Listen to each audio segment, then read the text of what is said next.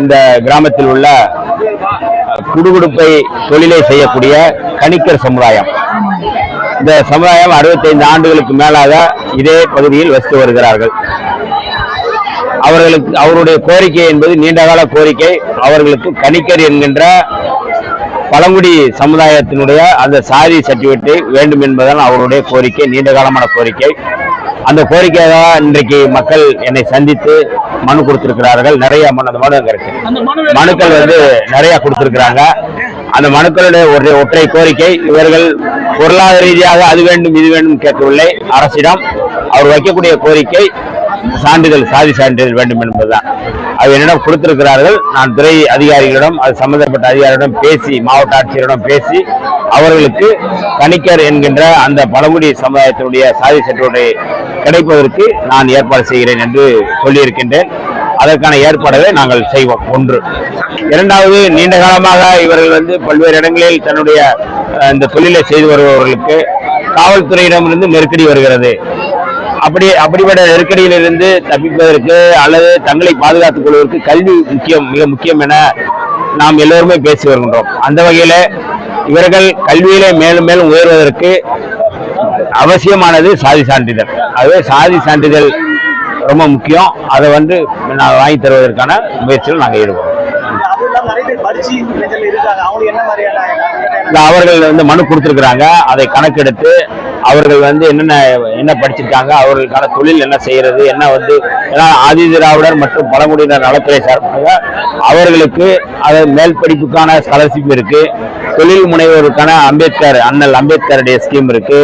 இந்த ஸ்கீம்ல என்னென்ன தொழில் செய்யலாம் அப்படிங்கிறத நாங்க பார்க்குறோம். மனுவை வாங்கிட்டு அதை உட்கார்ந்து தலைமைச் செயலகத்தில் உட்கார்ந்து அதை பேசி அது என்னென்ன செய்யலாம் அப்படிங்கிறத நாங்க தொடர்பு கொண்டு நாங்கள் கொண்டு வருவோம். அதுக்கான தொடர்புடையவர்கள் இருக்கிறாங்க.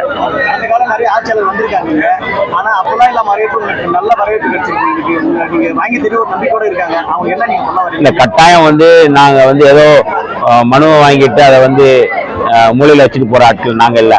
ஏன்னா அடித்தட்டு மக்களுடைய உணர்வு என்ன, அடித்தட்டு மக்களுடைய வலி என்ன, அடித்தட்டு மக்களுடைய கண்ணீர் என்னன்னு எங்களுக்கு தெரியும். அவங்க கண்ணீர் தான் எங்களுடைய கண்ணீர், அவங்க வலி தான் எங்களுடைய வலியும். ஆகவே மற்றவர்களோடு எங்களை ஒப்பிடுவது ஏற்றுக்கொள்ள முடியாது. இந்த மக்களுக்காக 4 நூற்றாண்டு காலம் களமாடிய ஒரு மகத்தான தலைவர் எங்களுடைய தலைவர் எழுச்சி தமிழர் அவர்களுடைய தொண்டனாக இன்றைக்கு அமைச்சர்கள் நாங்கள் பங்கெடுத்துக்கிறோம். கட்டாயம் நாங்கள் இந்த பிரச்சனையை நாங்கள் தீர்த்து அவர்களுக்கான சான்றிதழை நாங்கள் வாங்கிக்கிறோம். சமூக நீதி கணக்கெடுப்பு எடுத்து சட்டசபையில் ஒருமனதாக தீர்மானம் நிறைவேற்றினாங்க.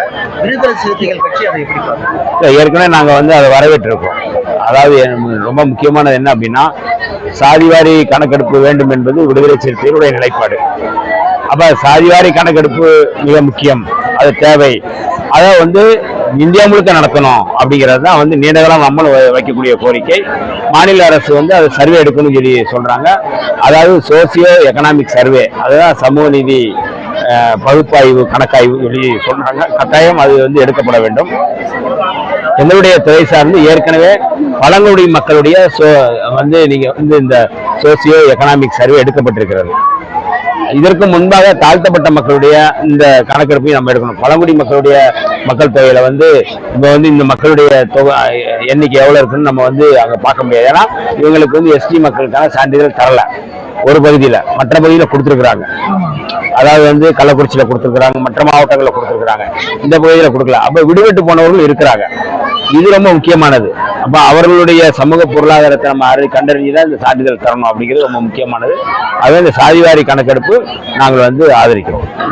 நாடு முழுக்க பழங்குடி மக்களுடைய பிரச்சனைக்கு தனியா நாங்க அதை ஆய்வு செய்யிட்டு இருக்கிறோம். அவர்களுடைய நீண்டகால கோரிக்கை மனைப்பட்டா, சாதி சான்றிதழ், இது 3 இருக்குது. இது தலித்துகள் பகுதியிலும் இது இருக்குது. அவங்களுக்கான மனைப்பட்ட பிரச்சனை இருக்குது. அவை இருளர் பழங்குடி மக்களோ அல்லது மற்ற குறவர் பழங்குடி மக்களோ இப்ப இருக்கிற கணிக்கர் பழங்குடி மக்களுக்கான சாதி சான்றிதழை நாங்கள் விரைவில் பெற்றுக் கொடுத்து அவர்களை கல்வியிலும் வேலைவாய்ப்பிலும் அவரை அமர்த்துவது அப்படிங்கிறத ரொம்ப முக்கியமா நம்ம பார்க்கிறோம். அதனால இந்த 5 ஆண்டுகளுக்கான ஒரு தொலைநோக்கு திட்டம் அப்படிங்கிறது இதுதான். இந்த நம்முடைய அரசினுடைய தொலைநோக்கு திட்டம் இதுதான். மனைப்பட்டா, சாதி சான்றிதழ், இதை நோக்கி நாங்கள் நகர்றோம். கட்டாயம் இந்த 5 ஆண்டுகள்ல இதை நாங்கள் நிறைவேற்றுவோம். அது சட்டப்பேரவையில் அது குறித்து விவாதிக்கப்பட்டது. அதுக்கு பதில் சொன்னார்கள். நீதிமன்றத்தில் வந்து வழக்கு தொடுக்கப்பட்டு நீதிமன்றத்தில் வழக்கு நிலுவையில் இருப்பதும் இருக்கின்றன. அது சட்டப்பேரவையில் பேசிய அந்த குற்றச்சாட்டு குறித்தோ அல்ல நீதிமன்றத்தில் இருப்பது குறித்தோ நம்ம இப்பொழுது நம்ம வந்து அதை குறித்து பேச முடியாது.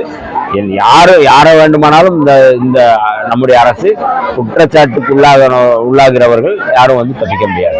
திமுக ஓட்டு போடல, எல்லாம் தாவேக ஓட்டு போடுறது, ஒரு ஊர்ல ஒரு ஊராட்சி மன்ற தலைவர் போய் லைனை கட் பண்றது, டேங்க் உடைக்கிறது, போஸ்ட் பைப் குத்துறது, இந்த மாதிரி செயலில் ஈடுபடுறாங்க திமுக. இல்ல, அது வந்து ஜனநாயகத்துல வந்து அதை ஏற்றுக்கொள்ள முடியாது. அப்படி நடந்தால் அது வந்து அந்த மாதிரி நடந்திருந்தால் அது ஏற்றுக்கொள்ள முடியாது. ஜனநாயகத்தில் யாரும் யாருக்கும் வாக்களிக்கலாம், யாரும் யாரையும் வந்து நீங்க வந்து வழிபடலாம், அல்லது யாரையும் நம்ம வந்து அவர்களை நம்ம வந்து தலைவரை ஏற்றுக்கொள்ளலாம். அது பிரச்சனை இல்லை. அதுக்காக வந்து வன்முறையில் இறங்குவது, ஜனநாயகத்துக்கு விரோதமாக இறங்குவது என்பது நல்ல பண்பல்ல அப்படிங்கிறது தான் என்னுடைய பார்வை. ராதாகிருஷ்ணன் ஒரு டைம்ல முதலமைச்சர் அப்பப்ப இழிவுபட்டு பேசுற மாதிரி பேசுறாரு ஒரு மேடையில். இல்ல, அதான் ஒரு முதிர்ச்சியான அரசியலை, ஒரு நாகரிகமான அரசியலை முன்னெடுக்க வேண்டும் என்பதுதான் விடுதலை சிறுத்தைகளுடைய நிலைப்பாடு. அப்ப நாகரிகமான அரசியலை தான் நாம் அடுத்த தலைமுறைக்கு கற்றுக் கொடுக்க வேண்டும். அநாகரிகமான அரசியலையோ கீழ்த்தரமான அரசியலோ எப்பொழுதுமே வந்து அடுத்த தலைமுறைக்கோ ஒரு நல்ல முன்மாதிரியாக இருக்காது. அது அம்மாதிரியான செயல்பாடுகளை நம்ம வந்து மேற்கொள்ள வேண்டும். நாகரிகமான அரசியல் நாம் முன்னெடுக்க வேண்டும் என்பது.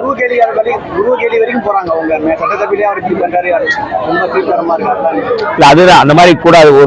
அதாவது நீங்க வந்து உருவ கேலி அப்படிங்கிறது சட்டத்தின் அடிப்படையிலே வந்து நீங்க புகார் கொடுத்தா அவர்கள் மீது நடவடிக்கை எடுக்கலாம். உருவ கேலி செய்யறவர்கள், பெண்கள் மீது, மாற்றுத்திறனாளிகள் மீது, இந்த மாதிரி வந்து நீங்க வந்து பண்ணும்போது அந்த மாதிரியான இருக்கு. அந்த மாதிரி இது வந்து ஏற்றுக்கொள்ள முடியாது. இது சரியான அணுகுமுறை அல்ல, ஒரு முதிர்ச்சியான அணுகுமுறை அல்ல. இதை வந்து அவர்கள் வந்து மாற்றிக்கொள்ள வேண்டும் என்பதுதான் எங்களுடைய நிலைப்பாடு. அதான் நேற்றைக்கு அது வந்து மாண்புமிகு பள்ளிக்கல்வித்துறை அமைச்சர் ராஜ்மோகன் அவர்கள் தெளிவுபடுத்தி இருக்கிறார். இனிமே அந்த மாதிரி தடைபடாத நேரலை கட்டாயம் வந்து ஒளிபரப்பப்படும் என்று